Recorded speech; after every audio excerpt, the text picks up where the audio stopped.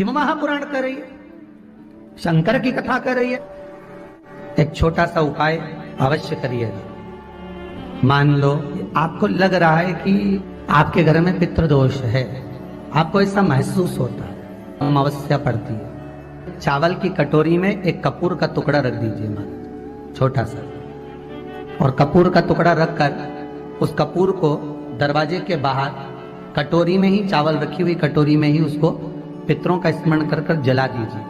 और जलाने के बाद उस चावल को कहीं भी किसी भी वृक्ष की छांव में पक्षियों के लिए डाल दीजिए। शिव महापुराण की कथा कहती है, अगर मान लो पितृ आपको कष्ट दे रहे हैं, पितृ आपको तकलीफ दे रहे हैं, कोई काम नहीं होने दे रहे हैं, या कहीं आपको ऐसा लगता है कि पितरों का दोष है, तो वो पितृ दोष देवी, अब ये जो आप करेंगे ये कब कर रहे हैं? अमावस्या के दिन आप उसको रख रहे हैं।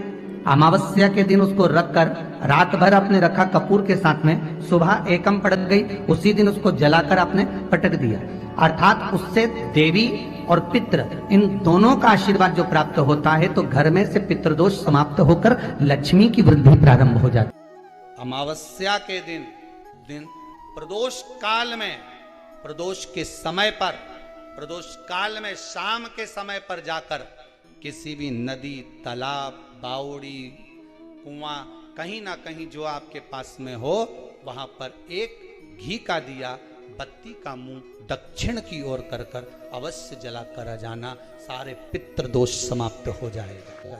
अगर नदी, तालाब, बावड़ी, कुआं नहीं है तो पीपल का वृक्ष हो या बेलपत्री का वृक्ष हो या बट का वृक्ष हो, उसके नीचे लगा दो प्रदोष काल में। पर अमावस्या के दिन लगाएं जरूर। क्यों?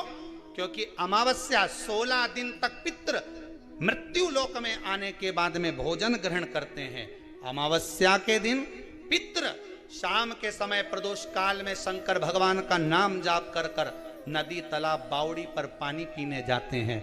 वहां से जल का आचमन कर कर पितृ अपने लोक को चले जाते हैं प्रदोष काल के समय पर। इसलिए प्रदोष काल में जलाशय के पास में, बावड़ी, कुआं, नदी, तालाब के किनारे पर दिया लगाया जाता है दक्षिण की ओर मुख कर कर बत्ती का, तो पितृ आशीर्वाद देते हुए जाते हैं कि फलो फूलो, आगे बढ़ो, उन्नति करो, तरक्की करो। ये पितरों का आशीर्वाद रहता है, पितरों का वर रहता है।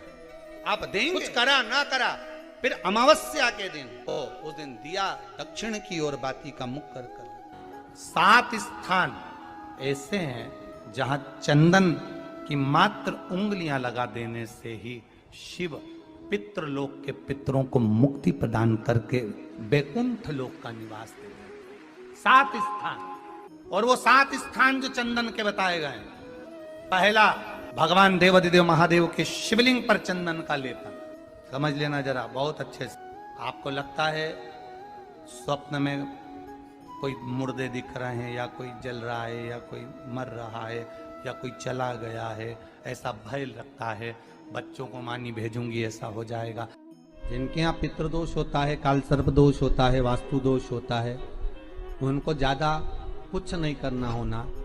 महाराज, एक बेल का फल लीजिए, उसके अंदर का जो गुर्दा होता है, अंदर का जो भाग होता है, उसको निकाल लीजिए, और उस बेल के फल में आटा सेक कर उसमें शक्कर मिलाकर उसको उसके अंदर भर लीजिए। अमावस्या के दिन सुबह 10 बजे से पहले उसको अपने घर में घुमाने के बाद में, जिसको काल सर्प दोष बताया है, पितृदोष बताया है, या वास्तु दोष का स्मरण बताया है, घर में सब दूर घुमाकर अपने परिवार का हाथ का स्पर्श कराकर पीपल के पेड़ के नीचे खड्डा खोदकर उस बेलपत्र के उस फल को दाब दीजिए। महाराज, केवल एक अमावस्या करना रहता है, पितरों के दोष से मुक्ति मिलती है और हमारे घर के कार्य सफल होना प्रारंभ हो जाता है। पति को मानी भेजूंगी, ऐसा हो जाएगा। कोई हमारे कोई गलत तो नहीं कर रहा है, आपको लगता है। 7 स्थान चंदन के बताएं, बाबा के शिवलिंग पर, दूसरा गणेश जी पर चंदन की उंगली, तीसरा षडानंद कार्तिकेय पर चंदन की उंगली, चौथा अशोक सुंदरी पर चंदन की उंगली, 5वां जलाधारी पर चंदन की उंगली, छठा जो शिवलिंग का जल बह रहा है इसके ठीक विपरीत की ओर चंदन की उंगली, और 7वां चंदन नंदी कि मस्तक के ऊपर जो 2 सींग लगे रहते हैं उस पर चंदन की उंगली, ये कब लगाई जाती है? या तो अमावस्या के दिन आपको लगता है कि हमारे पूर्वजों का उद्धार नहीं हुआ, हमारे पूर्वजों का कल्याण नहीं हुआ, कहीं अधोगति में कोई चला गया है, उसका बस एक बार, रोज नहीं जरूरत है, 4 दिन दुकान अच्छी चले, बाकी के समय बैठना पड़े, समझ लेना पितृदोष।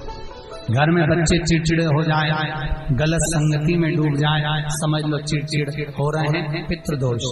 घर के बच्चे माता पिता का आदर ना करें, सम्मान ना करें, तेज आवाज में बात करें, समझ लो पितृदोष। पितृदोष मालूम पड़े। और इतने से भी अगर आप नहीं समझ सकते, परिवार का कोई एक व्यक्ति जब जब भोजन करने बैठे तब तब उसकी थाली में बाल आए, भले वो होटल में खाए तो भी बाल आ जाए, वो कहीं खाना खा रहा है तो बाल आ जाए। 8-15 दिन में, 4 दिन में, 3 दिन में, 2 दिन में, 6 दिन में आपकी थाली के भोजन में अगर बाल निकल रहा है, केश निकल रहा है, समझ लेना कि पितृ आपसे कुछ मांग रहे हैं, पितृ आपसे कुछ चाहते हैं।